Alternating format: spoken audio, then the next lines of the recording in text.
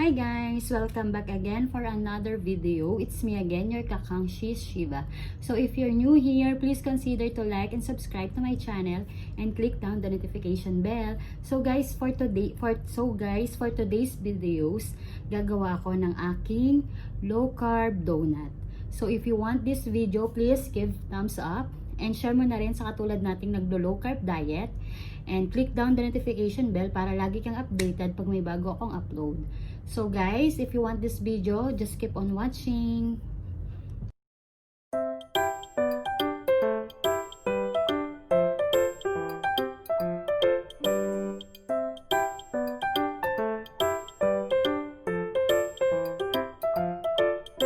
Guys, para sa ating chocolate donut, ayan ang kailangan natin: almond flour, stevia sweetener, baking powder, cocoa powder, eggs, and Himalayan salt, pinch of Himalayan salt, and nestle cream.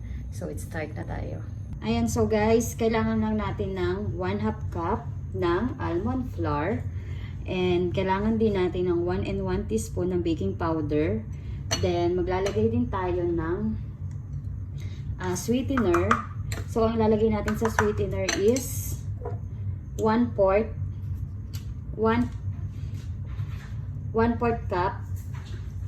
Depends na lang sa inyo kung gaano katamis yung gusto nyo. So, sa akin 1/4 cup lang. Ayan. So, 1/4 cup lang nilagay ko na sweetener. Pwede rin kayo mag-adjust dyan kung gusto nyo medyo matamis or what. Ayan. Then, next, yung 4 tablespoon ng cocoa powder.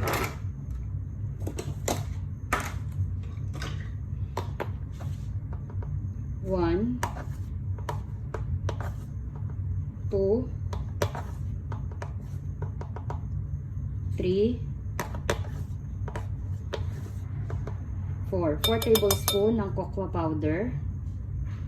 And next na natin yung mga wet ingredients. So, kailangan natin ng 4 large egg. Set aside, mix muna natin tong ating dry ingredients. Ayan, mix nyo lang. Ayan, mix lang natin yung dry ingredients and itabi lang na natin. Then proceed tayo sa ating wet. So, kailangan natin ng 4 large egg. 1. Ayan, daming kalat pag nagbe-bake. 1, 2, 3, 4. So, 4 large egg. Then, 1/3 cup ng unsalted butter. And sunod na rin natin yung 1/2 cup ng all-purpose cream. Ayan. So, let's combine together. Yan, mix lang natin guys. Yan, pag na-mix na natin to, kukuhanin natin yung ating dry ingredients na sinet aside dito sa gilid natin. Ayan, so make sure na ma-mix natin ng maayos.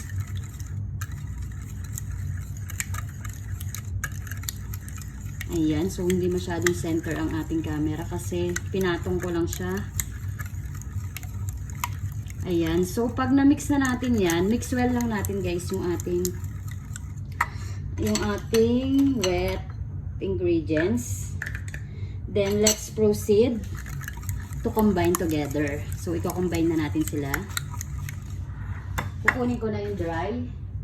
So ito na yung dry ingredients ko guys. Ayan, so itong dry ingredients ko, hindi ko pa siya nalagyan ng pinch of salt. Pinch of salt. So, lagyan natin ng pinch of salt.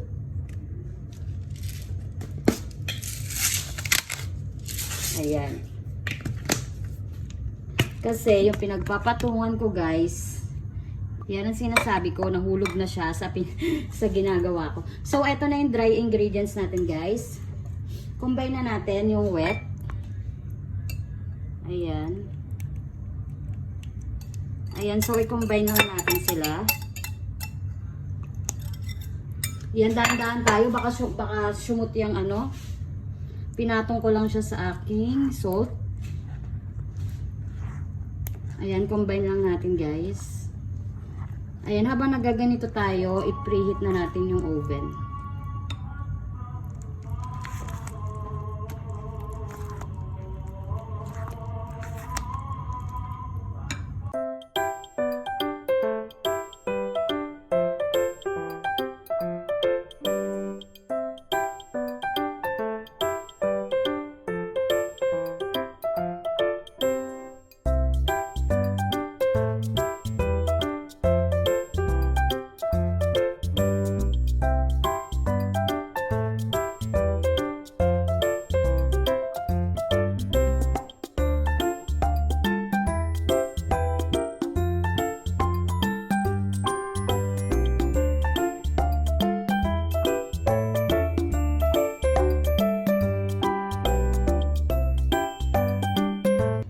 So, ito na yung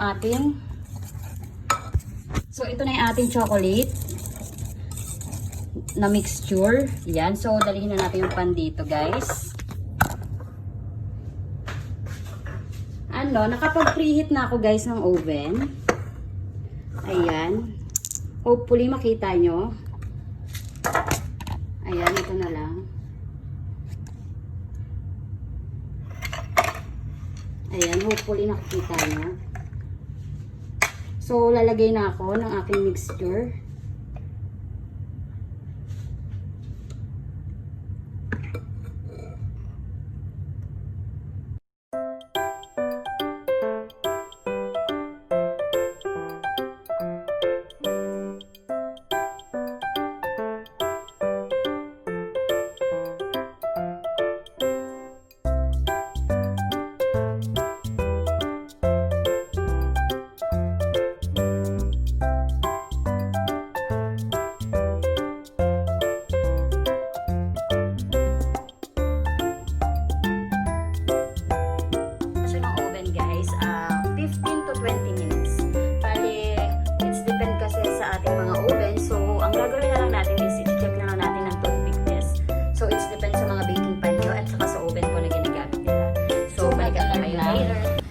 Ginawa ko is tinutpick test ko lang siya. Once na wala nang sumama sa toothpick, it's okay na. So, papatayin ko na yung oven para ma-cool down natin itong chocolate donut natin. Alright. And guys, habang pinapalamig natin yung donut natin, magpo-proceed na tayo sa ating glaze. So, standby kayo dyan. Ayan, so para sa ating glaze, ayan. So, gagamit lang ako ng 4 bar nitong chocolate na to na 90% cocoa powder. Or else, pwede rin kayong gumamit ng Hershey's cocoa powder. Kung gagamit kayo ng Hershey's cocoa powder, mga 2 tablespoon ng chocolate powder. Then next, ito, kailangan natin siyang ganito. Aray. Hiwa-hiwain, ko muna siya, ipaliitin ko muna siya. Then, lalagay ko lang siya sa oven para malusaw lang siya, guys. Ito kasi yung magiging ating chocolate toppings. Yan.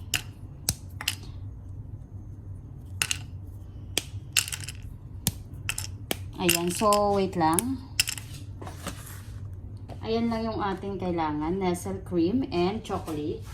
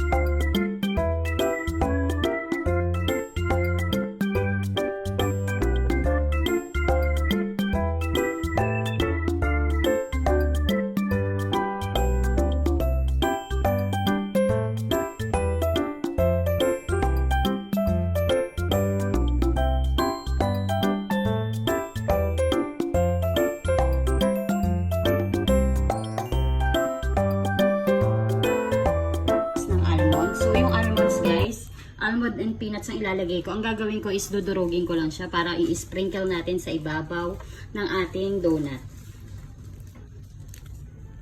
And so, try na natin i-dip yung isa.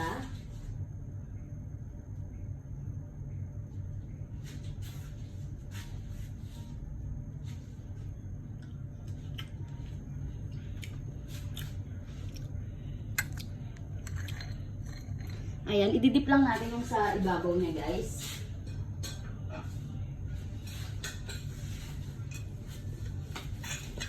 Ayan, so pagka-dip, tanggalin na natin. Ayan. So, hindi nyo na makita. Wait lang. So, ayan na siya. Then, ilalagay natin siya sa ibabaw ng almond. Same procedure lang. Sprinkles lang natin yung almonds. Ayan. Bongga na. Mukha na siyang donut.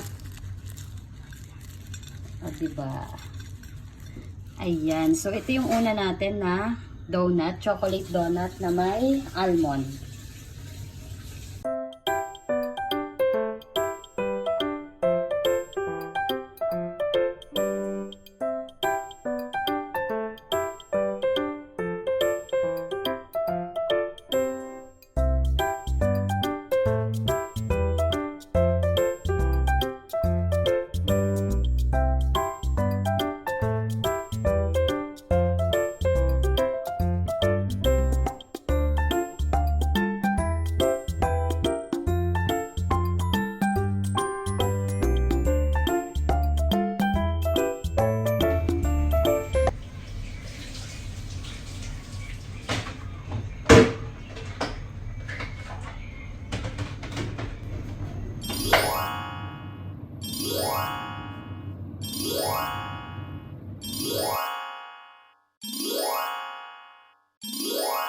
Guys, tapos na yung ating donut.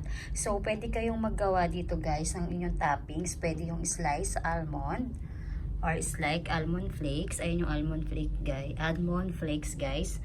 Or pwede rin ng mani, pwedeng peanut, or pwede rin yung almond, whole almond, i-chop nyo na lang or durugin. Pwede rin yung dark chocolate. Maglagay kayo ng dark chocolate sa ibabaw. Ayan. So, yung dark chocolate na unsweetened, ayan, pwede siya. So, enjoy guys ang ating cravings na donut. Enjoy! So, ayan guys, tikiman time na. So, yung donut guys, pwede nyo siyang gamitan ng almond na pang toppings, and i-chop nyo lang siya or durugin. And pwede nyo rin siyang gamitan ng peanut, and pwede nyo din siyang gamitan ng slice almond or almond flakes, and pwede nyo din siyang gamitan ng dark chocolate and sweetened, yung parang size kisses yung dating niya. So, ayan. My favorite part is ang tikiman time. So, samahan nyo akong tikman itong ating donut. Ayan. So, ang titikman ko guys, itong may slice flakes. Actually ito guys, yung ginawa kong donut is dalawang klase. Meron dito guys yung white, yung plain white. Ayan, kung makikita nyo sa ilalim, ayan, plain white. Ito yung unang, yung walang cocoa powder, plain donut. Tapos yung sa ibabaw lang yung may toppings. Ayan. Yan, dalawang variety siya. Isang plain pero may toppings or may frosting sa ibabaw, at saka isang chocolate. Ayan, so tikiman time na guys. My favorite part is tikiman time. So unahin na natin tong may slice flakes.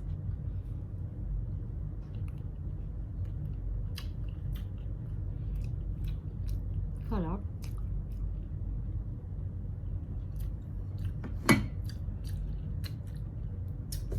Ayun guys, so kung nagki-crave kayo ng donut at naglo-low carb kayo or nagki-keto, para hindi natin ma-break yung ating paglo-low carb, try na natin tong low carb donut. So if you want this video guys, just give a thumbs up and share mo na rin sa katulad nating naglo-low carb. And kung di ka pa nakakapag-subscribe, please like and subscribe to my channel and click down the notification bell. By the way, I'm SHIEVAH again. Thank you for watching, guys. See you again for my next video. And always wear your smile and God bless. And see you again for my next video. Ingat. Bye!